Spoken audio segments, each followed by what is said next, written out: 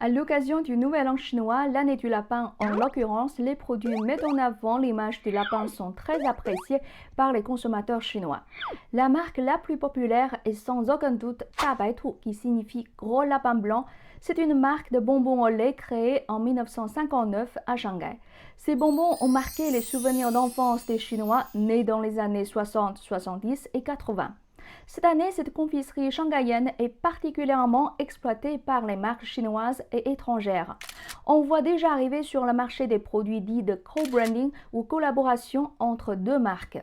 Des crèmes pour les mains parfumées aux bonbons au lait par exemple, ou encore des baskets, des sacs avec le logo de la marque, un lapin blanc galopant ou un lapin blanc assis sagement.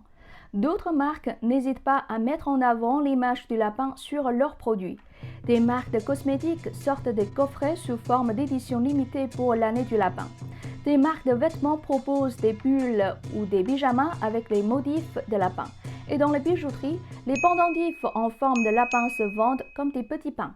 Ils sont traditionnellement portés par les gens qui sont nés l'année du lapin, c'est-à-dire en 2011, en 1999, en 1987, ainsi de suite. Mais ces petits lapins en or ou en jade sont tellement mignons que tout le monde en veut un pour le Nouvel An chinois. En effet, le Nouvel An chinois est une période très propice à la consommation. Les Chinois voyagent, rendent visite à leurs proches et s'offrent des cadeaux pendant cette fête qui est la fête la plus importante pour eux. Pour cette année du lapin, il pourrait être encore plus dépensier avec la sortie progressive de la vague de contamination de Covid-19 et l'assouplissement des contrôles sanitaires dans tout le pays.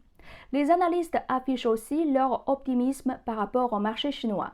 Selon Goldman Sachs, la consommation domestique deviendra un moteur principal de l'économie chinoise et la croissance annuelle de la consommation devrait être de 7% pour 2023.